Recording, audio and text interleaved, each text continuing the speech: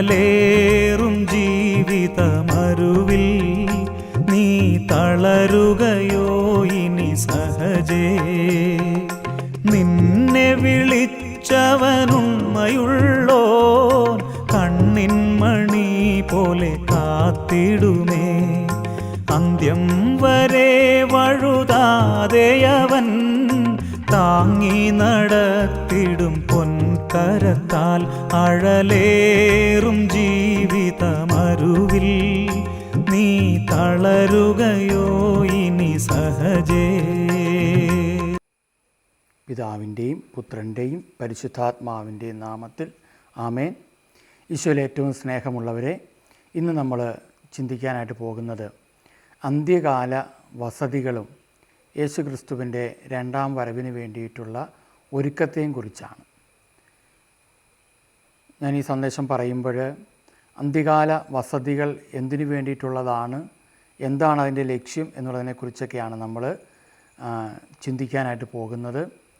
അന്ത്യകാല വസതി എന്ന് പറയുന്ന ഒരു മേഖല, അതിനു വേണ്ടിയിട്ടുള്ള ഒരു ഒരുക്കത്തിൻ്റെ മേഖലകൾ നമ്മൾ അറിഞ്ഞിരിക്കേണ്ടതായിട്ടുണ്ട്.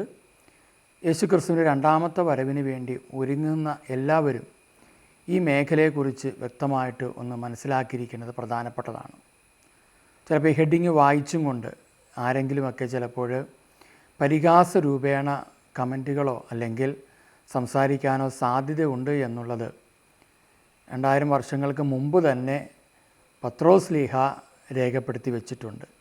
കർത്താവിൻ്റെ പ്രത്യാഗമനത്തെക്കുറിച്ച് പറയുമ്പോഴെല്ലാം ഒരു കളിയാക്കൽ, ഒരു പരിഹാസം അധമവികാരങ്ങൾക്ക് അടിമപ്പെട്ട് ജീവിക്കുന്ന വ്യക്തികളിൽ നിന്ന് ഉണ്ടാകും എന്ന് പത്രോസ് ശ്ലീഹ പറയുന്നുണ്ട്.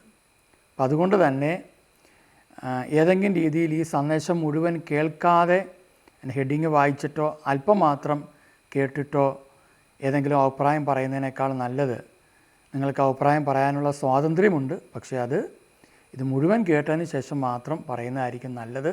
ഇല്ല എങ്കിൽ ദൈവവചനത്തിൻ്റെ അടിസ്ഥാനത്തിലാണ് നമ്മൾ ചിന്തിക്കുക. അതുകൊണ്ട് ദൈവവചനത്തിനെതിരായിട്ട് നമ്മൾ ചിന്തിക്കുമ്പോഴെല്ലാം നമുക്ക് ദൈവികമായ ആ ഒരു സ്നേഹം അനുഭവിക്കാനോ ഇടപെടൽ അനുഭവിക്കാനോ സാധിക്കാതെ വരുന്നു. അതുകൊണ്ട് പറഞ്ഞതാണ്. പത്രോസ് ശ്ലീഹ എഴുതിയ രണ്ടാം ലേഖനത്തിൽ നമ്മൾ ഇപ്രകാരം കാണുന്നുണ്ട്. 3-ാം അധ്യായത്തിൻ്റെ 3-ാം തിരുവചനം. അവിടെ പറയുന്നത് ഇങ്ങനെയാണ്: ആദ്യം തന്നെ നിങ്ങളിത് മനസ്സിലാക്കണം, അധമ വികാരങ്ങൾക്ക് അടിമപ്പെട്ട് ജീവിക്കുന്ന നിന്ദകർ നിങ്ങളെ പരിഹസിച്ചും കൊണ്ട് അവസാന നാളുകളിൽ പ്രത്യക്ഷപ്പെടും. അപ്പോൾ അവസാന നാളുകളുടെ ഒരു പ്രത്യേകതയാണ് ഇങ്ങനെയുള്ള നിന്ദകർ കർത്താവിൻ്റെ പ്രത്യാഗമനത്തെക്കുറിച്ച് പറയുന്നവരെ എല്ലാം പരിഹസിച്ചും കൊണ്ട് പ്രത്യക്ഷപ്പെടും എന്നുള്ളത്. അപ്പം അതിൽ നിന്ന് തന്നെ അവസാന കാലഘട്ടത്തിൻ്റെ ഒരു സൂചന നമുക്ക് ലഭിക്കുകയാണ്. ഇനി എന്താണ് അന്ത്യകാല വസതി എന്ന് ചോദിച്ചാൽ നമ്മൾ ചുരുക്കി പറയാം. അത് കഴിഞ്ഞ് നമുക്ക് അതിനെക്കുറിച്ച് വിശദമായിട്ടൊക്കെ ഒന്ന് ചിന്തിക്കാൻ പറ്റുന്ന പോലെ നമുക്ക് ചിന്തിക്കാം. കർത്താവിൻ്റെ രണ്ടാമത്തെ വരവ് പ്രതീക്ഷിച്ച് കഴിയുന്ന ഒരു ജനത. ഇന്ന് ലോകത്തിൻ്റെ നിരവധി സ്ഥലങ്ങളിൽ അങ്ങനെയുള്ളവരുണ്ട്. അവർ കർത്താവിൻ്റെ രണ്ടാമത്തെ വരവ് പ്രതീക്ഷിച്ച് കഴിയുകയും ആ പ്രതീക്ഷയുടെ പ്രധാനപ്പെട്ട ഭാഗമാണ് വിശുദ്ധിയോടെയുള്ള ജീവിതം. നമുക്കറിയുന്ന ലോകത്ത് ഒരുപാട് തിന്മകളും തിന്മയുടെ സാഹചര്യങ്ങളും വർദ്ധിച്ചു വരികയാണ്.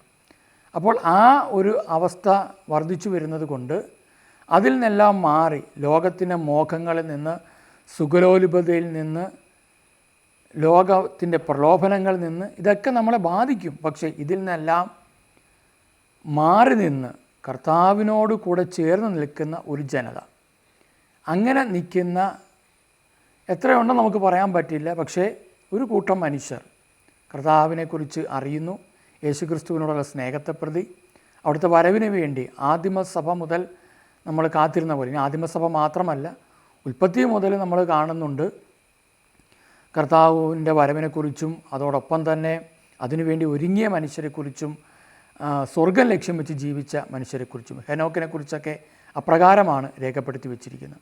അപ്പോൾ അവിടെ പറയുന്ന അങ്ങനെയൊക്കെയുള്ള കാര്യങ്ങൾ ഉണ്ട്. അതിൻ്റെ ഏതാണ്ട് കർത്താവിൻ്റെ വരവ് അടുത്തിരിക്കുന്ന ഒരു സമയത്താണ് നമ്മളായിരിക്കുന്നത് എന്ന് പറയുമ്പോൾ അതിനെക്കുറിച്ച് വ്യക്തമായ സൂചനകൾ ബൈബിളിൽ ഉള്ളത്. ആ പറഞ്ഞിരിക്കുന്ന സൂചനകളെല്ലാം സംഭവിച്ചുകൊണ്ടിരിക്കുന്നു. ഏതാണ്ട് 99% സംഭവിച്ചു കഴിഞ്ഞു എന്ന് വേണേൽ പറയാം. കാരണം അവിടെ എല്ലാ അപ്പോസ്തലന്മാർ പറഞ്ഞൊരു കാര്യമാണ്, നിങ്ങളിത് മനസ്സിലാക്കുക എന്നുള്ളതാണ്. ഹെബ്രായരുടെ ലേഖനത്തിൽ നമ്മൾ ഇപ്രകാരം വായിക്കുന്നുണ്ട്, 9 അധ്യായത്തിൻ്റെ 27, മനുഷ്യൻ ഒരു പ്രാവശ്യം മരിക്കണം, അതിനുശേഷം വിധി എന്ന് നിശ്ചയിക്കപ്പെട്ടിരിക്കുന്നു. അതുപോലെ തന്നെ ക്രിസ്തുവും വളരെ പേരുടെ പാപങ്ങൾ ഉന്മൂലനം ചെയ്യുന്നതിനു വേണ്ടി ഒരു പ്രാവശ്യം അർപ്പിക്കപ്പെട്ടു. അവൻ വീണ്ടും വരും, പാപത്തിന് പരിഹാരാർത്ഥമല്ല, തന്നെ ആകാംക്ഷാപൂർവം കാത്തിരിക്കുന്നവരുടെ രക്ഷയ്ക്ക് വേണ്ടി. ഇവിടെ നമ്മൾ വ്യക്തമായിട്ട് കാണുന്നൊരു കാര്യമുണ്ട്, യേശു രണ്ടാമത് വരുന്നു. അതെന്തിനു വേണ്ടിയിട്ടാണ്? തന്നെ ആകാംക്ഷാപൂർവം കാത്തിരിക്കുന്നവരുടെ രക്ഷയ്ക്ക് വേണ്ടിയിട്ടാണ്. അപ്പോൾ ഈ ഭൂമിയിൽ ഒരുപാട് പ്രശ്നങ്ങളും പ്രയാസങ്ങളും പ്രതിസന്ധികളും എല്ലാം നമ്മൾ കണ്ടുകൊണ്ടിരിക്കുകയാണ്. ഇതിൽ നിന്ന് നമുക്ക് ഒഴിവായി നിൽക്കാൻ സാധ്യമല്ല. എന്നാൽ ഇതിൽ പോയി അകപ്പെടാതിരിക്കുവാൻ നമുക്ക് സാധിക്കും. അപ്പം അങ്ങനെയുള്ള മനുഷ്യർ കർത്താവിൻ്റെ വരവിനെക്കുറിച്ച് ആദ്യം ബോധ്യപ്പെടുന്നു. അതിനേക്കാൾ മുമ്പേ യേശുക്രിസ്തു ഈ ഭൂമിയിലേക്ക് വന്നത് തനിക്ക് വേണ്ടിയിട്ടാണ്, എൻ്റെ രക്ഷയ്ക്ക് വേണ്ടിയിട്ടാണ്.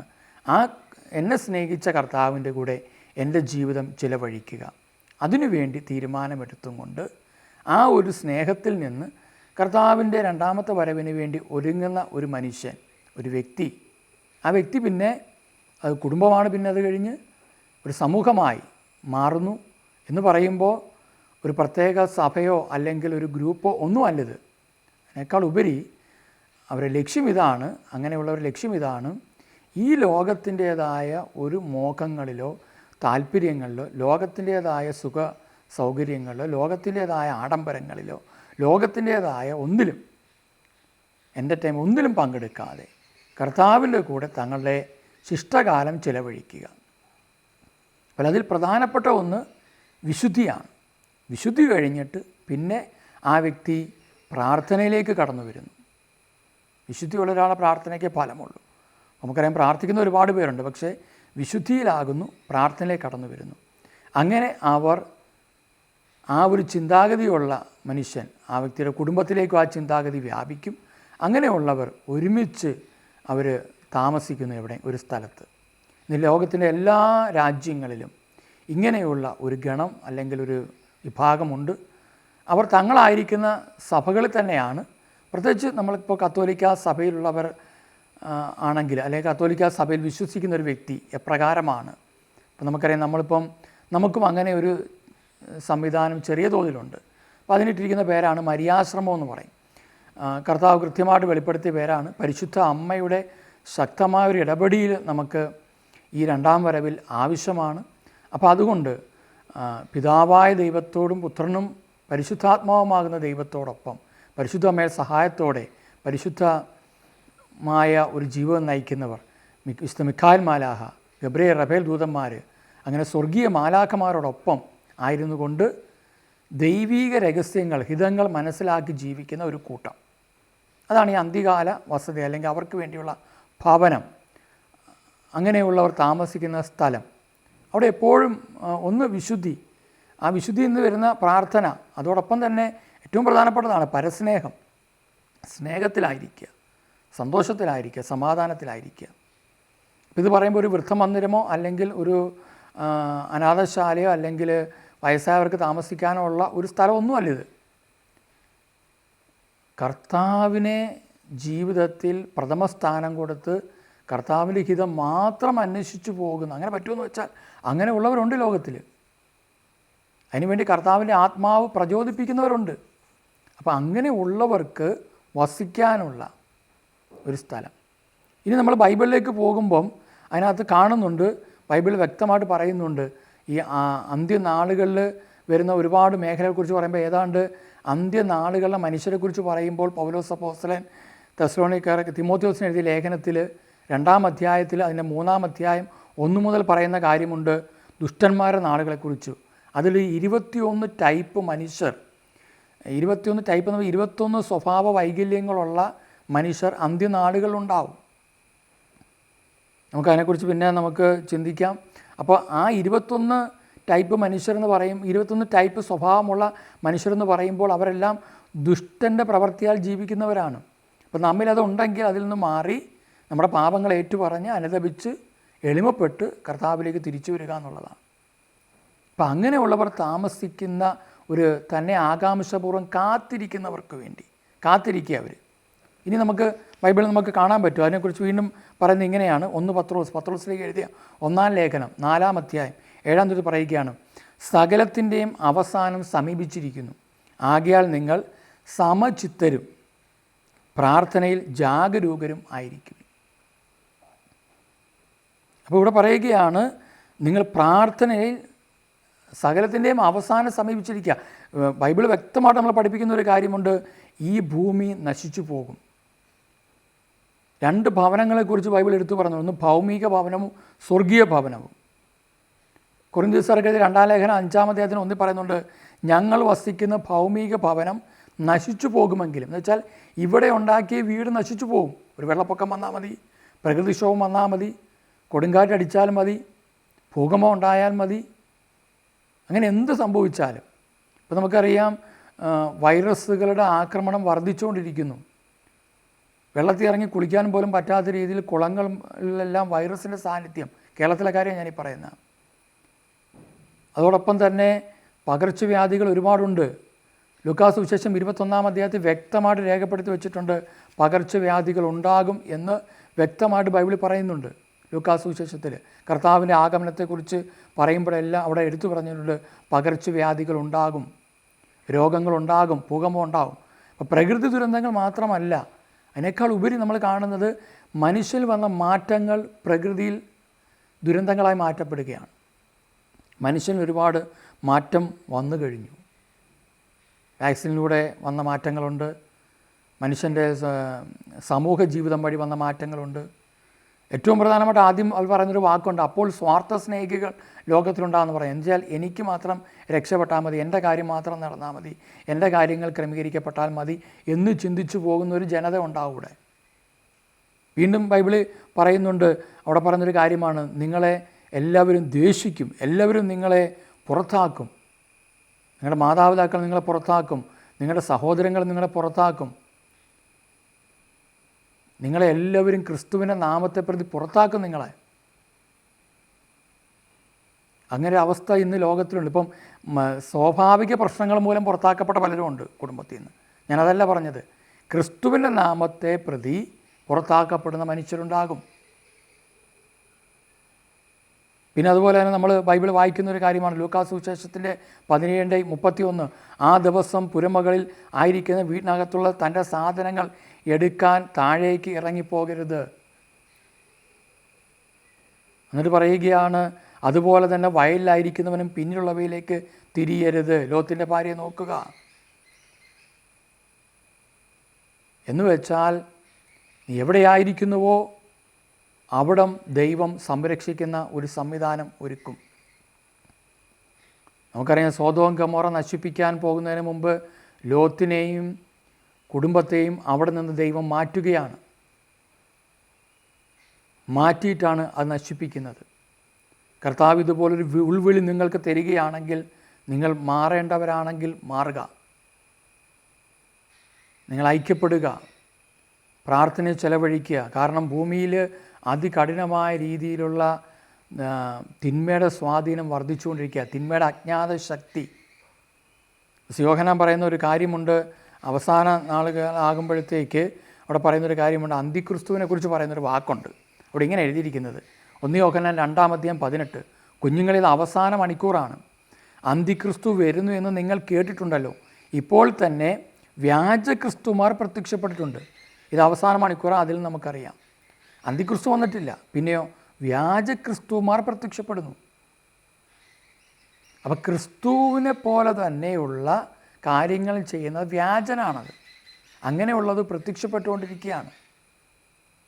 അതുകൊണ്ടാണ് പൗലോസ് അപ്പോസ്തലൻ എപ്പോഴും പറയുന്നൊരു കാര്യമാണ്, നിങ്ങൾ ഒരുങ്ങിയിരിക്കുക. ഈശോയും പറഞ്ഞു, നിങ്ങൾ ഒരുങ്ങിയിരിക്കുക. 1 കൊരിന്ത്യർ 1-ാം അധ്യായം 8, നമ്മുടെ കർത്താവായ യേശു ക്രിസ്തുവിൻ്റെ ദിനത്തിൽ നിങ്ങൾ കുറ്റമില്ലാത്തവരായിരിക്കേണ്ടതിന് അവസാനം വരെ അവിടുന്ന് നിങ്ങളെ പരിപാലിക്കും. കണ്ടോ? അവസാനം വരെ പരിപാലിക്കും. പത്രോസ്ലീഹ എഴുതിയ 1-ാം ലേഖനം 1-ാം അധ്യായം 5, അവസാന കാലത്ത് വെളിപ്പെടുത്താനായി തയ്യാറാക്കപ്പെട്ടിരിക്കുന്ന രക്ഷയ്ക്കു വേണ്ടി ദൈവശക്തിയാൽ വിശ്വാസം വഴി നിങ്ങൾ കാത്തു സൂക്ഷിക്കപ്പെടുന്നു. ഇത് ലോകത്തിന് പറഞ്ഞാൽ മനസ്സിലാവത്തില്ല. ചിലപ്പോൾ അവർ പറയും ഇത് കാശുണ്ടാക്കാനുള്ള പരിപാടിയാണ്, ഇത് മനുഷ്യനെ പറ്റിക്കാനുള്ള പരിപാടിയാണ്, അങ്ങനെ ഇങ്ങനെയാണ് എന്നൊക്കെ പറയും. അങ്ങനെ കുറേ പേർ ഇറങ്ങും, പറ്റിക്കുന്നവരുണ്ടാകാം. പക്ഷെ നമ്മൾ അറിഞ്ഞിരിക്കുക, അന്ത്യകാല വസതികൾ നമുക്കിനിയുള്ള കാലഘട്ടങ്ങളിൽ ആവശ്യമാണ്. കർത്താവ് രണ്ടാമത്തെ വരവിന് വേണ്ടി വിശുദ്ധിയോടെ പ്രാർത്ഥനയോടെ ഒരുങ്ങാൻ വേണ്ടി ജാഗരൂകരായിരിക്കുവാൻ വേണ്ടിയിട്ട് ഈശോ പറഞ്ഞ ഒരു ഭാഗം നമ്മൾ മത്തായി സുവിശേഷത്തിൽ നമ്മൾ കാണുന്നുണ്ട്. 21-34 പറയുന്നുണ്ട്, സുഖലോലുപത, മദ്യാസക്തി, ജീവിത വ്യഗ്രത, ഇതല്ലേ ഇന്നുള്ളൂ. ഇതിനാണല്ലോ മനുഷ്യൻ ധ്യാനം കൂടാൻ പോകുന്നത് തന്നെ. ഞാൻ ആരെയും വിധിക്കുകയല്ല, പക്ഷേ ഈ അടുത്ത കാലത്ത് ഒരു ധ്യാനത്തിൻ്റെ ബ്രൗസർ ഞാൻ കണ്ടപ്പോൾ അതിനകത്ത് എഴുതി വച്ചിരിക്കുന്ന ഒരു കാര്യം ഞാൻ ഓർക്കുകയാണ്. AC റൂമുകൾ ലഭ്യമാണ്. ധ്യാനം കൂടാൻ പോകുന്നതിനാ AC റൂമുകൾ ലഭ്യമാണ് എന്ന് വെച്ചാൽ AC റൂമിൽ കടന്ന് നിങ്ങൾക്ക് ധ്യാനിക്കാം. AC തെറ്റാണെന്നൊന്നും അല്ല ഞാൻ പറയുന്നത്, ഞാൻ ഉപയോഗിക്കാറില്ല. പക്ഷേ ഈ AC റൂമുകൾ ലഭ്യമാണ് എന്ന് പറയുമ്പോൾ അതിനകത്ത് നമ്മൾ മനസ്സിലാക്കേണ്ട ഒരു കാര്യമുണ്ട്. പോകുന്ന വ്യക്തി എപ്പോഴും, ധ്യാനം കൂടാൻ പോകുന്ന വ്യക്തി എപ്പോഴും ഒരു സുഖത്തെക്കുറിച്ച് ചിന്തിച്ചുകൊണ്ടിരിക്കുക. സൗകര്യങ്ങൾ അവിടെ എങ്ങനെയുണ്ട്, എൻ്റെ ശരീരത്തിന് സുഖം കൊടുക്കുന്ന ഒന്ന്, അതാ എഴുതിയിരിക്കുന്ന സുഖലോലുപത. എന്നിട്ട് പറയുകയാണ്, നിങ്ങളുടെ മനസ്സ് ഇവ മൂലം ദുർബലമാകും, ജീവിത വ്യഗ്രത മൂലം. ആ ദിവസം ഒരു കെണി പോലെ പെട്ടെന്ന് നിങ്ങളുടെ മേൽ വന്നു വീഴുകയും ചെയ്യാതിരിക്കാൻ ശ്രദ്ധിക്കണം. എന്നിട്ട് പറയുന്നു, ഭൂമുഖത്ത് ജീവിക്കുന്ന എല്ലാവരുടെ മേലും ഇത് നിബന്ധിക്കും. സംഭവിക്കാനിരിക്കുന്ന ഇവയിൽ നിന്നെല്ലാം രക്ഷപ്പെട്ട് മനുഷ്യപുത്രൻ്റെ മുമ്പിൽ പ്രത്യക്ഷപ്പെടാൻ വേണ്ടുന്ന കരുത്ത് ലഭിക്കാൻ സദാ പ്രാർത്ഥിച്ചുകൊണ്ട് ജാഗരൂകരായിരിക്കുവിൻ. കണ്ടോ, സദാ പ്രാർത്ഥനയിലായിരിക്കണം. അങ്ങനെ പ്രാർത്ഥിക്കാൻ പറ്റുന്ന എത്ര പേരുണ്ട്? അങ്ങനെ ഒരുങ്ങിയിരിക്കാൻ പറ്റുന്ന എത്ര പേരുണ്ട്? അതിനുള്ള സൗകര്യം നമുക്കുണ്ടോ? ചിലർ പറയുന്നത് അവർ പ്രാർത്ഥനാ കേന്ദ്രങ്ങളിലേക്ക് പോകുന്നുണ്ട്, പക്ഷേ കർത്താവുമായിട്ട് വ്യക്തിപരമായ ഒരു ബന്ധത്തിലാകുന്ന എത്ര പേർ ലോകത്തിലുണ്ട്? അതിനു വേണ്ടിയുള്ളൊരു സ്ഥലമാണ് അന്ത്യകാല വസതി. അതിനു വേണ്ടിയിട്ടുള്ളതാണ്. ഇപ്പം നമ്മുടെ കയ്യിൽ ചാപ്പലുകൾ ആയി വരുന്നേയുള്ളെല്ലാം ക്രമീകരണങ്ങൾ, ചാപ്പലുകൾ, പരിശുദ്ധ കുർബാന, ഇതെല്ലാം അതിനകത്ത് ക്രമീകരിക്കപ്പെടും. പുറം ലോകമായിട്ട് നമുക്ക് ബന്ധം ഉണ്ടാകാൻ പാടില്ല. കാരണം ലോകത്തിൻ്റെ ലെവൽ വേറെയാണ് എന്ന് പറഞ്ഞാൽ മറ്റുള്ളവരിൽ നിന്ന് ഓടി ഉളയ്ക്കുകയല്ല. പിന്നെയോ നമ്മുടെ ആവശ്യങ്ങൾക്ക് വേണ്ടിയിട്ട് മാത്രം നമ്മൾ പുറം ലോകവുമായിട്ട് ബന്ധപ്പെട്ടാൽ മതി. നമുക്ക് കഴിക്കാനുള്ള ആഹാരങ്ങൾ നമ്മളായിരിക്കുന്ന സ്ഥലത്ത് തന്നെ കൃഷി ചെയ്ത് ആഹാരം കഴിക്കുക, ഉപയോഗിക്കുക. ആ ഒരു ലെവലിലേക്ക് നമ്മുടെ സിസ്റ്റങ്ങൾ ഒരുങ്ങുന്നവർ മാറ്റപ്പെടണം. കാരണം ഇന്ന് ഒരുപാട് പ്രകൃതിയിലൊക്കെ ഒരുപാട് മാറ്റം വന്നു. ഏറ്റവും വലിയ മാറ്റം മനുഷ്യന് വന്നു കഴിഞ്ഞു. ഇതെല്ലാം അതിൻ്റേതാണ്. അപ്പം രണ്ടാം വരവിന് വേണ്ടി ഒരുങ്ങുന്ന ഒരു വലിയ ജനസമൂഹം നമുക്ക് ചുറ്റും ഉണ്ടാകും. ഇപ്പം നമ്മൾ പലപ്പോഴും നടത്തുന്ന എല്ലാ ധ്യാനങ്ങളും രണ്ടാം വരവിനെ ലക്ഷ്യം വെച്ചും കൊണ്ടുള്ളതാണ്. അതിനുള്ള ഒരുക്കങ്ങളാണ്. ഇനിയിപ്പോൾ നമുക്ക് ഓഗസ്റ്റ് മാസം, ഇപ്പം ഈ ശുശ്രൂഷ നിങ്ങൾ കണ്ട് ഈ വരുന്ന ആഴ്ച വെള്ളി, ശനി, ഞായർ 19, 20, 21 ദിവസങ്ങളിൽ ഓൺലൈൻ ധ്യാനമുണ്ട്. നമുക്ക് സാധിക്കുന്നവർ അതിൽ പങ്കെടുക്കണം എന്ന് പറഞ്ഞാൽ അത് പൂർണ്ണമാണെന്ന് ഞാൻ പറയുന്നില്ല. പക്ഷേ താമസത്തുള്ള ധ്യാനമാണ് ഏറ്റവും പ്രധാനപ്പെട്ടത്. കാരണം അവിടെ നമുക്ക് വേറെ ഒന്നിനെക്കുറിച്ചും ചിന്തിക്കാതെ മറ്റു കാര്യങ്ങളൊന്നും വ്യാപൃതമാണ്. അങ്ങനെ ഒരു ധ്യാനം നമ്മൾ ഓഗസ്റ്റ് മാസം 25, 26, 27, 28 ദിവസങ്ങളിൽ കോട്ടയത്ത് വെച്ച് നടത്തുന്നുണ്ട്. ഓഗസ്റ്റ് 25 മുതൽ 28 വരെ. സാധിക്കുന്നിടത്തെല്ലാം ഞാൻ പറയുന്നത് എപ്പോഴും നിങ്ങൾ താമസത്തുള്ള ധ്യാനം കൂടാൻ പറയും. കാരണം നമ്മൾ നല്ലവണ്ണം നമുക്കൊരു കുമ്പസാരം വേണം. നമുക്ക് നല്ലവണ്ണം നമ്മളെ ഒന്ന് പരിശോധിക്കണം, മനസ്സിലാക്കി ജീവിച്ച് നമുക്ക് രോഗശാന്തി കിട്ടാനല്ല നമ്മൾ വിശുദ്ധ ഒരത്ഭുതം നടന്നു കിട്ടാനല്ല. നമുക്കെല്ലാം കിട്ടി, പക്ഷേ നമ്മൾ അനുഗ്രഹിക്കപ്പെടുന്നില്ലെങ്കിൽ തീർന്നില്ലേ? പുറപ്പാട് പുസ്തകത്തിൽ സങ്കീർത്തനത്തിൽ പറയുന്നുണ്ട്, പുറപ്പാടിലൊരു സംഭവം.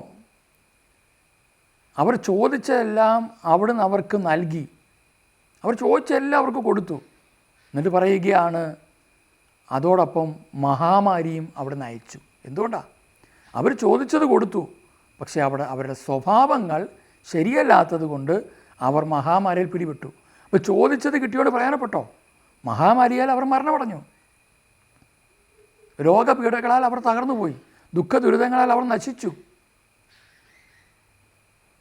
ഒരാൾക്ക് ഒരുപാട് കാര്യങ്ങൾ, ജോലി കിട്ടി, പണമുണ്ട്, വീടുണ്ട്, വസ്തുവകകളുണ്ട്, എല്ലാം ഉണ്ട്. പക്ഷെ ആ വ്യക്തിക്ക് ഇത് അനുഭവിക്കാനുള്ള ഒരവസ്ഥയില്ലെങ്കിൽ എന്തു ചെയ്യും? മാനസിക തലമില്ലെങ്കിൽ ശരിയാവുമോ? നമ്മൾ ചിന്തിച്ചു നോക്കണം. അപ്പോൾ ഇന്ന് മനുഷ്യനെ സംബന്ധിച്ചിടത്തോളം അവൻ ദൈവത്തെ കൊണ്ട് കാര്യങ്ങൾ നേടിയെടുക്കാൻ ശ്രമിക്കുമ്പോൾ ദൈവം ആരാണെന്നറിഞ്ഞ് ആ ദൈവത്തിനു വേണ്ടി തൻ്റെ ജീവിതം വിട്ടുകൊടുക്കാൻ ആരും തയ്യാറാകുന്നില്ല. വിട്ടുകൊടുക്കുന്നതിനെക്കുറിച്ചൊക്കെ ചിന്തിക്കുമ്പോഴും മനുഷ്യൻ ഇങ്ങനെ ചിന്തിക്കുന്നത് എന്താണെന്ന് വെച്ചാൽ, എനിക്കൊരു കാര്യം നടന്നു കിട്ടാൻ വേണ്ടി ഞാൻ ദൈവത്തിന് വേണ്ടി എന്തും ചെയ്യും. ഒരിടത്തിൽ പറഞ്ഞാൽ ദൈവം ഒരു മടയനൊന്നും അല്ലല്ലോ, കർത്താവിനെല്ലാം അറിയാമല്ലോ നമ്മുടെ കാര്യം.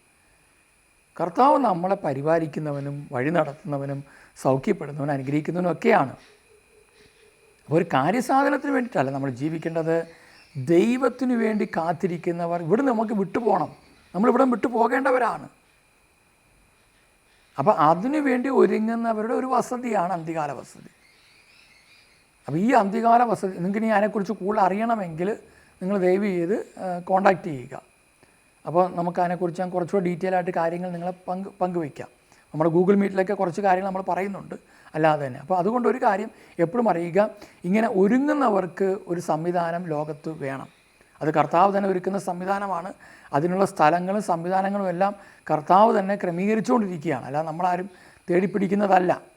ഇപ്പോൾ ഞാനിപ്പോൾ ആയിരിക്കുന്ന ഈ സ്ഥലം നമ്മൾ തേടിപ്പിടിച്ചതൊന്നുമല്ല. ഒരു പരിചയമില്ലാത്ത രീതിയിൽ കർത്താവ് ഇടപെട്ട് ക്രമീകരിച്ചതാണ്. ഒരു വ്യക്തിയിലൂടെ കർത്താവ് ചില ക്രമീകരണം നടത്തിയതാണ്. അപ്പം അതൊക്കെ വരുന്നത് എന്തുകൊണ്ടാണ്? ഒരു പരിചയമില്ലാത്ത രീതിയിൽ കർത്താവ് ക്രമീകരിക്കുകയാണ്. കാരണം ഇതിൻ്റെ ഒരു കാര്യം എനിക്ക് മനസ്സിലാക്കാൻ പറ്റത്, നമ്മളൊരിക്കലും മനുഷ്യനിൽ ആശ്രയിക്കരുത് എന്ന് കാണിക്കാനാണ്. മനുഷ്യനെ സ്നേഹിക്കണം, ബഹുമാനിക്കണം, ആദരിക്കണം. പക്ഷേ ആശ്രയം ദൈവത്തിൽ മാത്രമേ ആകാവുള്ളൂ. അപ്പോൾ അങ്ങനെ ഒരു ആശ്രയത്തിലേക്ക് നമ്മൾ വന്നു കഴിയുമ്പോൾ നമുക്കെപ്പോഴും കർത്താവിനോടൊപ്പമായിരിക്കുന്ന ഒരവസ്ഥ അനുഭവിക്കാനായിട്ട് സാധിക്കും.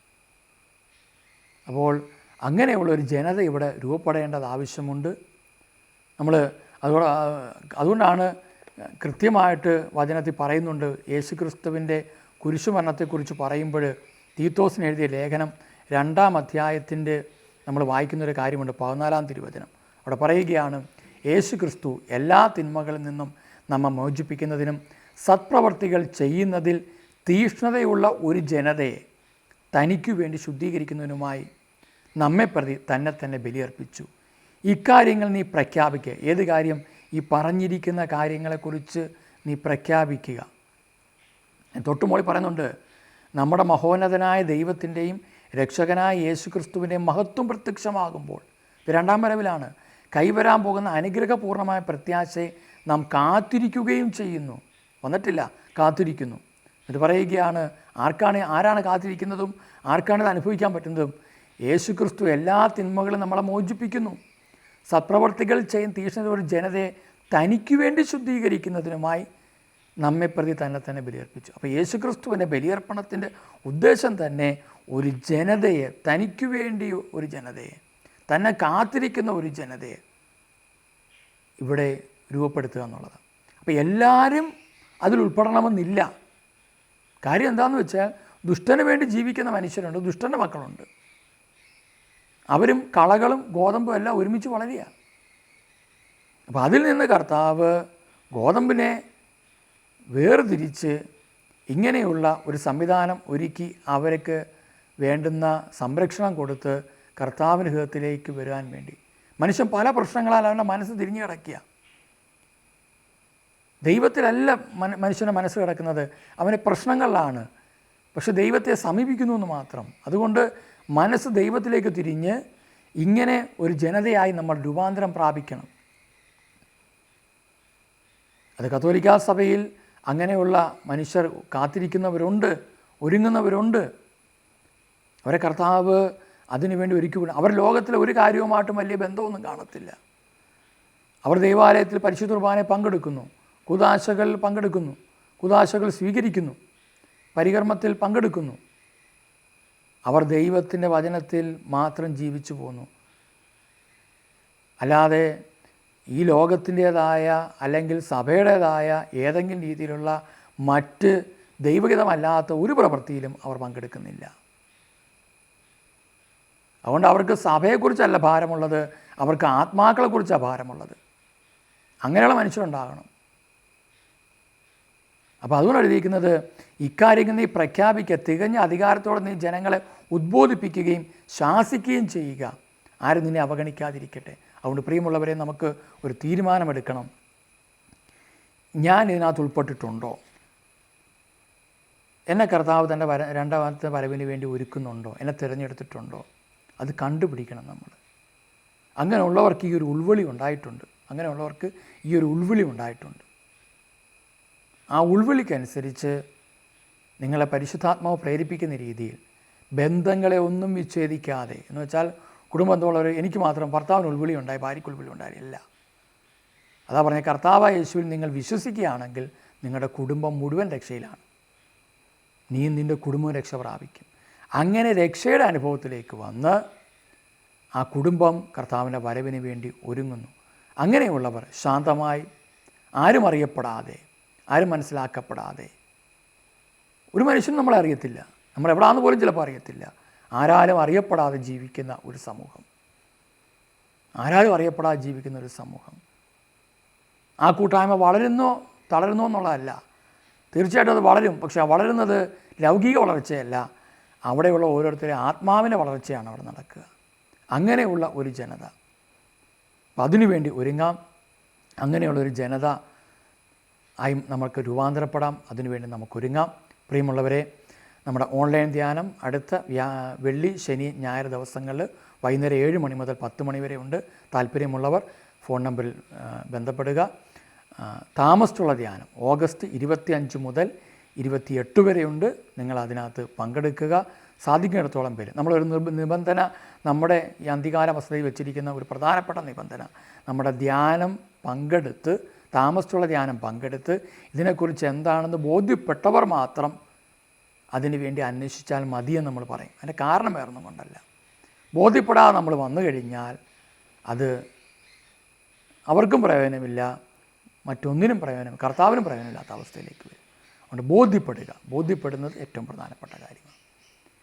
അതുകൊണ്ട് പ്രിയമുള്ളവരെ, അപ്രകാരമുള്ള രണ്ടാം വരവിനെക്കുറിച്ചുള്ള കുറേയധികം ബോധ്യങ്ങളും ശുശ്രൂഷകളും നമുക്കിനി ചെയ്യേണ്ടതായിട്ടുണ്ട്. ചിലപ്പോൾ നിങ്ങൾക്കിവിടെ ഒരു ഡിസ്റ്റർബൻസ് പോലെ തോന്നും. നമ്മളിരിക്കുന്ന സ്ഥലത്ത് ഇത് പകലിപ്പോൾ ചെയ്യുന്നു, കിളികൾ, മറ്റ് ജീവികളിലേക്ക് ഒരു സൗണ്ടൊക്കെ, അണ്ണാൻ അങ്ങനെയൊക്കെയുള്ള അതിൻ്റെയൊക്കെ സൗണ്ട് ഇഷ്ടം പോലെയുണ്ട്. അപ്പോൾ നമുക്ക് മറ്റൊരു സംവിധാനം ഇല്ലാത്തത് കൊണ്ടാണ്. അപ്പോൾ അതുകൊണ്ട് അത് ഒരു ശല്യം പോലെ ചിലപ്പോൾ തോന്നിയേക്കാം. പ്രകൃതിയുടേതാണ്, നല്ലതാണ്. പക്ഷേ നമ്മൾ ഈ വചനം പങ്കുവയ്ക്കുമ്പം അതൊരു ബുദ്ധിമുട്ടാണ് നമുക്ക്. അപ്പോൾ അതിനുള്ള സംവിധാനമൊക്കെ കർത്താവ് ഒരുക്കട്ടെ. എന്തായാലും നമുക്ക് കർത്താവിൻ്റെ വരവിന് വേണ്ടി കാത്തിരിക്കാം. അങ്ങനെയുള്ള വസതികൾ പലയിടത്തും രൂപപ്പെടട്ടെ. അങ്ങനെയുള്ള ഒരുങ്ങുന്ന മക്കളുണ്ടാകട്ടെ. അതിനുവേണ്ടി ശ്രമിക്കുന്നവരാകട്ടെ. നിങ്ങൾക്ക് എന്ത് സംശയം ഈ മേഖലയെക്കുറിച്ചുണ്ടെങ്കിലും നിങ്ങൾ ഫോണിൽ വാട്സപ്പ് മെസ്സേജ് ഇടുക, അല്ലെങ്കിൽ വിളിക്കുക. അല്ലാതെ കമൻറ്റിനകത്ത് എഴുതിയിട്ട് വെറുതെ ആൾക്കാർ അങ്ങോട്ടും ഇങ്ങോട്ടും കിടന്ന് ഒരു കാര്യവും ബോധ്യമില്ലാതെ കിടന്ന് വലയാതിരിക്കാൻ വേണ്ടിയിട്ടാണ് ഞാനത് പറഞ്ഞത്. ഓക്കെ, അത് നിങ്ങളുടെ ഇഷ്ടത്തിന് വിട്ടുതരുന്നു. നമ്മുടെ ഈ ശുശ്രൂഷകളെക്കുറിച്ച് ഞാൻ പറയുകയുണ്ടായി. താമസിച്ചുള്ള ധ്യാനത്തിലും ഓൺലൈൻ ധ്യാനത്തിലുമൊക്കെ പങ്കെടുക്കുക. താമസിച്ചുള്ള ധ്യാനത്തിലാണ് പ്രധാനമായിട്ട് പങ്കെടുക്കേണ്ടത്. സൗജന്യ ധ്യാനമാണ്. സാധിക്കുന്നിടത്തോളം പേര്, ധ്യാനേന്ദ്രത്തിന് നമ്മൾ കാശ് കൊടുക്കണം, പക്ഷേ നമ്മൾ ആരെങ്കിലും ഫീസ് മേടിക്കുന്നില്ല. കാരണം ആത്മാക്കളെ രക്ഷ നമുക്ക് പ്രധാനപ്പെട്ടതായതുകൊണ്ട് നമ്മൾ അതിനു വേണ്ടി ശ്രമിക്കുന്നു. നമുക്കൊരു തീരുമാനത്തിലേക്ക് വരാം. കർത്താവ് നിങ്ങളെയും നിങ്ങളുടെ കുടുംബങ്ങളെ അനുഗ്രഹിക്കട്ടെ. നിങ്ങളും കർത്താവിൻ്റെ വരവിന് വേണ്ടി ഇത് കേൾക്കുന്നവരെല്ലാം ഒരുക്കുന്നവരാകട്ടെ. അങ്ങനെ നിരവധി പേർ കർത്താവിന് വേണ്ടി കാത്തിരിക്കുന്നവരാകട്ടെ. നമുക്ക് പ്രാർത്ഥിക്കാം. നമുക്കൊരുമിച്ച് പ്രാർത്ഥിക്കാം. കണ്ണുകളെ അടച്ച് പ്രാർത്ഥിക്കാം. കാരുണ്യവാനായ കർത്താവെ, ഞങ്ങൾ ഓരോരുത്തരെയും അങ്ങയുടെ കരങ്ങളിലേക്ക് പൂർണ്ണമായിട്ട് സമർപ്പിക്കുന്നു. സ്വർഗീയ പിതാവേ, അവിടുത്തെ മക്കളായ ഞങ്ങളെ വലിയ സ്നേഹത്താൽ എപ്പോഴും പരിപാലിക്കുന്നതിനും നയിക്കുന്നതിനുമെല്ലാം നന്ദി പറയുന്നു. അവിടുത്തെ ഹിതം മാത്രം നിറവേറ്റി ജീവിക്കുന്ന ഒരു ജീവിതങ്ങളാക്കി ഞങ്ങളെ രൂപാന്തരപ്പെടുത്തണമേ. ഞങ്ങൾക്കിഷ്ടമുള്ള കാര്യങ്ങൾക്ക് അനുസരിച്ച് അങ്ങ് നിൽക്കേണ്ടവനല്ലെന്ന് ഞങ്ങൾക്കറിയാം. കാരണം അങ്ങ് സർവ്വശക്തനാണ്, ഞങ്ങളെ പരിപാലിക്കുന്നവനും വഴി നടത്തുന്നവനുമാണ്. അതുകൊണ്ട് അങ്ങയുടെ ഹിതം മാത്രം അന്വേഷിക്കുന്ന മക്കളാക്കി ഞങ്ങളെ രൂപാന്തരപ്പെടുത്തണമേ. ഞങ്ങളുടെ എല്ലാ ആവശ്യങ്ങളും ഞങ്ങൾ പറയുന്നതിന് മുമ്പ് തന്നെ അങ്ങ് അറിയുന്നു. അതിനാൽ കർത്താവെ, ഞങ്ങളുടെ ആവശ്യങ്ങളിലേക്കെല്ലാം അങ്ങ് ഇടപെടുന്നതിനെ ഓർത്ത് നന്ദി പറയുന്നു. കർത്താവായ ഈശോയെ, അവിടുന്ന് ഞങ്ങൾക്ക് നൽകുന്ന രക്ഷയെ ഓർത്ത് നന്ദി പറയുന്നു. സൗഖ്യത്തെയും അനുഗ്രഹങ്ങളെയും എല്ലാം ഓർത്ത് നന്ദി പറയുന്നു. അവിടുത്തെ സൗഖ്യവും അനുഗ്രഹവും പാപമോചനവും ഞങ്ങൾക്ക് എന്നും അനുഭവിക്കാനും രക്ഷയുടെ പൂർണ്ണ അനുഭവത്തിൽ എത്തിച്ചേരുവാനും ഞങ്ങളെ ഓരോരുത്തരെയും കർത്താവായ ഈശോയെ അവിടുന്ന് സഹായിക്കണമേ. അവിടുത്തെ തിരത്വം കൊണ്ട് ഞങ്ങളെ എപ്പോഴും പൊതിയുകയും ഞങ്ങളുടെ പാപങ്ങളെ കഴുകി രോഗങ്ങളെ സൗഖ്യപ്പെടുത്തി ഞങ്ങളെ വിശുദ്ധീകരിക്കണമേ. പരിശുദ്ധാത്മാവേ, അങ്ങ് ഞങ്ങളെ എപ്പോഴും വഴി നടത്തണമേ. സ്വർഗീയ ജ്ഞാനം ഞങ്ങൾക്ക് നൽകണമേ. സ്വർഗീയ രഹസ്യങ്ങൾ, പ്രത്യേകിച്ച് കർത്താവിൻ്റെ രണ്ടാമത്തെ ആഗമനവുമായിട്ട് ബന്ധപ്പെട്ട മേഖലകൾ പഠിക്കുന്നതിനും അറിയുന്നതിനും അതുപ്രകാരം ജീവിക്കുന്നതിനും പൈശാചിക ശക്തികളുടെ മേൽ വിജയം വരിക്കുന്നതിനുമൊക്കെ ഞങ്ങൾ ഓരോരുത്തരെയും പരിശുദ്ധാത്മാവെ അങ്ങയുടെ ശക്തിയാൽ ഞങ്ങളെ ബലപ്പെടുത്തണമേ. പരിശുദ്ധ അമ്മയെ ഞങ്ങളെ സഹായിക്കണമേ. ഈ രണ്ടാമത്തെ വരവിന് വേണ്ടി ഒരുങ്ങുന്ന അന്ത്യകാല ശുശ്രൂഷകൾക്ക് വേണ്ടി ഒരുങ്ങിക്കൊണ്ടിരിക്കുന്ന, മുന്നോട്ട് പോയിക്കൊണ്ടിരിക്കുന്ന ഞങ്ങൾ ഓരോരുത്തരെയും പരിശുദ്ധ അമ്മയെ സഹായിക്കണമേ. അമ്മയുടെ സ്വർഗീയമായ സഹായം കൊണ്ട് ഞങ്ങളെ നിറയ്ക്കണമേ. മിഖായേൽ മാലാഖയെ സാത്താന്യ ശക്തികളിൽ നിന്നെല്ലാം ഞങ്ങളെ സംരക്ഷിക്കണമേ. ഞങ്ങൾക്ക് ചുറ്റും അവിടുത്തെ വലിയ സഹായവും സാന്നിധ്യവും ഞങ്ങൾക്ക് നൽകണമേ. ഗബ്രിയേൽ, റഫേൽ ദൂതന്മാരെ സ്വർഗീയ വെളിപ്പെടുത്തലുകളും സ്വർഗീയ സംരക്ഷണങ്ങളും ഞങ്ങൾക്ക് നൽകണമേ. കർത്താവ് ഞങ്ങൾക്ക് വേണ്ടി ഒരുക്കിയിരിക്കുന്ന കാവൽ മാലാഖമാരെ നിരന്തരം ഞങ്ങൾക്ക് ചുറ്റുമുണ്ടായിരിക്കണമേ. ഞങ്ങളെ കൂടെ കൊണ്ടു നടക്കണമേ. ഞങ്ങളെ സഹായിക്കണമേ. കർത്താവിൻ്റെ വരവിന് വേണ്ടി ഒരുങ്ങുവാൻ ഞങ്ങളെ ഉദ്ബോധിപ്പിക്കുകയും സഹായിക്കുകയും ചെയ്യണമേ. ഞങ്ങൾക്ക് മുമ്പേ കടന്നുപോയ നീതിമാന്മാരെ, വിശുദ്ധരെ, നിങ്ങൾ കർത്താവിനെ അറിഞ്ഞു, അനുഭവിച്ചു. കർത്താവിൻ്റെ വരവിന് വേണ്ടി നിങ്ങൾ ഒരുങ്ങുകയും ചെയ്തു. നിങ്ങൾ സ്വർഗത്തിൽ നിത്യതയിൽ ഒക്കെ ആയിരിക്കുമ്പോൾ നിങ്ങൾ എപ്രകാരമാണോ കർത്താവിനെ നീതിയോടെ സേവിച്ചത്, ജീവിച്ചത്, അതുപോലെ ജീവിക്കാൻ തക്കവിധം ഞങ്ങൾക്ക് വേണ്ടി പ്രാർത്ഥിക്കണമേ. പിതാവിൻ്റെയും പുത്രൻ്റെയും പരിശുദ്ധാത്മാവിൻ്റെയും നാമത്തിൽ ആമേൻ. ഈശോയിൽ ഏറ്റവും സ്നേഹമുള്ളവരെ, ഒരു 30 മിനിറ്റ് കഴിഞ്ഞിട്ടുണ്ട്. നമ്മുടെ ശുശ്രൂഷകളുടെ ദൈർഘ്യം ഇച്ചിരി കൂടിയിട്ടുണ്ട്. എല്ലാവരും കേൾക്കുക. സാധിക്കുന്ന എല്ലാവർക്കും ഇത് പങ്കുവെച്ചു കൊടുക്കുക. നിരവധി പേര് ഈ അന്ത്യകാലഘട്ടങ്ങളിലെ മേഖലകളെക്കുറിച്ചും പ്രത്യേകതകളെക്കുറിച്ചും അറിയട്ടെ. ഇതുമായിട്ട് ബന്ധപ്പെട്ട കൂടുതൽ സന്ദേശങ്ങൾ നമുക്കിനിയും കേൾക്കുവാനായിട്ട് അത് ശ്രമിക്കാം. അതുകൊണ്ട് ആ മേഖലകളിലേക്കെല്ലാം കർത്താവിൻ്റെ കൃപ വരട്ടെ. ഞാൻ നേരത്തെ പറഞ്ഞതുപോലെ നമ്മുടെ ധ്യാനങ്ങളിൽ നിങ്ങൾ പങ്കെടുക്കുക. പ്രത്യേകിച്ച് താമസിച്ചുള്ള ധ്യാനത്തിൽ നിങ്ങൾ ദയവായിട്ട് എല്ലാവരും പങ്കെടുക്കണം. അങ്ങനെ ആ ധ്യാനത്തിൽ പങ്കെടുക്കുമ്പോൾ കുറച്ചുകൂടെ നമുക്ക് മനസ്സിലാക്കാനായിട്ട് സാധിക്കും നമ്മുടെ ആത്മാവിൻ്റെ അവസ്ഥ എന്താണ്, എന്തുകൊണ്ടാണ് നമുക്ക് പല പ്രശ്നങ്ങളിലൂടെ നമ്മൾ കടന്നു പോകുന്നത്, രോഗങ്ങളുടെ കാരണം, ശാപങ്ങളുടെ കാരണം, ദുർമരണങ്ങളുടെ കാരണം, മാനസിക അസ്വസ്ഥതകളുടെ കാരണം, മറ്റ് കുടുംബത്തിലെ തകർച്ചകളുടെ കാരണം, മക്കൾ വഴിതെറ്റിപ്പോയതിൻ്റെ കാരണം, സാമ്പത്തിക ബുദ്ധിമുട്ടുകളുടെ കാരണം, ഒരു വിധത്തിലും സമാധാനമില്ലാത്തതിൻ്റെ കാരണം, ഇതെല്ലാം ഈ ധ്യാനങ്ങളിലൊക്കെ നമുക്ക് മനസ്സിലാക്കാനായിട്ട് സാധിക്കുന്നു. അത് പ്രകാരം അവയിൽ നിന്നെല്ലാം ദൈവത്തിൻ്റെ അടിസ്ഥാനത്തിൽ ഒരു വലിയ ബോധ്യവും അതോടൊപ്പം തന്നെ രക്ഷാനുഭവം സ്വന്തമാക്കി കർത്താവിൻ്റെ വരവിന് വേണ്ടി ഒരുങ്ങുവാനായിട്ട് നിങ്ങൾക്ക് സാധിക്കുന്നു. കർത്താവ് നിങ്ങളെയും നിങ്ങളുടെ കുടുംബങ്ങളെയെല്ലാം സമർത്ഥമായിട്ട് അനുഗ്രഹിക്കട്ടെ. നിങ്ങൾ ഉപയോഗിക്കുന്ന എല്ലാ ഉപകരണങ്ങളെയും കർത്താവ് വിശുദ്ധീകരിക്കട്ടെ. നിരവധി പേർ കർത്താവിൻ്റെ വചനം കേൾക്കുവാൻ താല്പര്യമെടുക്കട്ടെ. ഞങ്ങൾ ചെയ്യുന്ന ഈ രണ്ടാം വരവിൻ്റെ ശുശ്രൂഷകൾക്ക് വേണ്ടി നിങ്ങളുടെ പ്രാർത്ഥനയിൽ ഞങ്ങളെ ഓർക്കണം. ഞങ്ങൾ നിങ്ങൾക്കും വേണ്ടി പ്രാർത്ഥിക്കുന്നതായിരിക്കും. നമ്മുടെ എല്ലാ മിനിസ്ട്രിയുടെ പ്രവർത്തനങ്ങളും ശുശ്രൂഷകളും അല്ല മരിയാശ്രമത്തിൻ്റെ എല്ലാ പ്രവർത്തനങ്ങളും പ്രത്യേകമായിട്ട് അന്ത്യകാല വസതിയുടെ പ്രവർത്തനങ്ങളൊക്കെ അതിൻ്റെ തുടക്ക ഇതിലേക്ക് പോയിക്കൊണ്ടിരിക്കുന്നു. കുറച്ച് പേര് താമസിച്ച് പ്രാർത്ഥനയിലേക്ക് വരുവാനായിട്ട് താല്പര്യമെടുത്തുകൊണ്ടിരിക്കുന്നു. ചാപ്പലിൻ്റെ പണികൾ അടുത്ത് തന്നെ നടക്കേണ്ടതായിട്ടുണ്ട്. മറ്റു കാര്യങ്ങളെല്ലാം ക്രമീകരിക്കപ്പെടേണ്ടതായിട്ടുണ്ട്. 24 മണിക്കൂറും പ്രാർത്ഥിക്കുന്ന ഒരു സമൂഹം ഇവിടെ രൂപപ്പെടണം. ചുമ്മാ അതൊരു സിസ്റ്റം അല്ല, പിന്നെ അതിനേക്കാളുപരി കർത്താവിനെ സ്നേഹിച്ച് കർത്താവിന് വേണ്ടി ഇരിക്കുന്ന 24 മണിക്കൂറും പ്രാർത്ഥിക്കുന്ന ഒരു സമൂഹം ഇവിടെ ഉണ്ടാകും, തീർച്ചയായിട്ടും ഉണ്ടാകും. അതിനു വേണ്ടിയിട്ട് ഉള്ള കാര്യങ്ങളെല്ലാം ക്രമീകരിക്കപ്പെടുവാൻ വേണ്ടി, അങ്ങനെ താമസിച്ചും പ്രാർത്ഥിക്കുവാൻ താല്പര്യമുള്ളവർക്കെല്ലാം വേണ്ടിയിട്ടുള്ള ക്രമീകരണം ഒരുക്കാൻ വേണ്ടി നിങ്ങൾ പ്രാർത്ഥിക്കണം. കർത്താവ് നിങ്ങളെല്ലാവരെയും അനുഗ്രഹിക്കട്ടെ. ഈ ശുശ്രൂഷയെ നിങ്ങളെല്ലാവരും പങ്കെടുത്തതിന് വളരെയേറെ നന്ദി. എല്ലാവരെയും സമർത്ഥമായിട്ട് അനുഗ്രഹിക്കട്ടെ. നമ്മുടെ ധ്യാനങ്ങളെല്ലാം ഞാൻ ഒരിക്കൽ കൂടി പറയുകയാണ്, നമ്മുടെ എല്ലാ ശുശ്രൂഷകളും സൗജന്യമാണ്. അതെന്തുകൊണ്ടാണെന്ന് വെച്ച് കഴിഞ്ഞാൽ കർത്താവ് പറഞ്ഞു സൗജന്യമായിട്ട് ചെയ്യാനായിട്ട്. അപ്പോൾ അതുകൊണ്ട് ആരെങ്കിലും തരുന്ന എന്തെങ്കിലുമൊക്കെ, അതും കർത്താവിനെ അറിഞ്ഞവർ മാത്രം, അവരിൽ നിന്ന് മാത്രമേ നമ്മൾ അതുമായിട്ട് ബന്ധപ്പെട്ട കാര്യങ്ങളിലേക്ക് പോവുകയുള്ളൂ.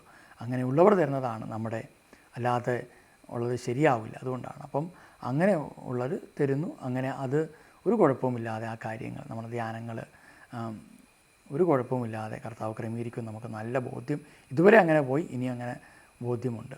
അപ്പോൾ അതുകൊണ്ട് കാശില്ല എന്ന് വിചാരിച്ച് ആരും ധ്യാനം കൂടാതിരിക്കേണ്ട. ധൈര്യമായിട്ട് വന്നുകൊള്ളുക. നമ്മളൊരു 30 പേരെ മാത്രമേ ധ്യാനത്തിന് എടുക്കുകയുള്ളൂ എന്ന് മാത്രമേ ഉള്ളൂ. അപ്പോൾ അതുകൊണ്ട് വരുന്നവർ നേരത്തെ ബുക്ക് ചെയ്യുക, കടന്നു വരിക. കർത്താവ് നിങ്ങളെ എല്ലാവരെയും അനുഗ്രഹിക്കട്ടെ. Praise the Lord. Thank you. അഴലേറും ജീവിതമരുവിൽ നീ തളരുകയോ ഇനി സഹജേ? നിന്നെ വിളിച്ചവനുണ്മയുള്ളോ കണ്ണിൻ മണി പോലെ കാത്തിടുമേ. അന്ത്യം വരെ വഴുതാതെയവൻ താങ്ങി നടത്തിടും പൊൻകരത്താൽ. അഴലേറും ജീവിതമരുവിൽ നീ തളരുകയോ ഇനി സഹജേ?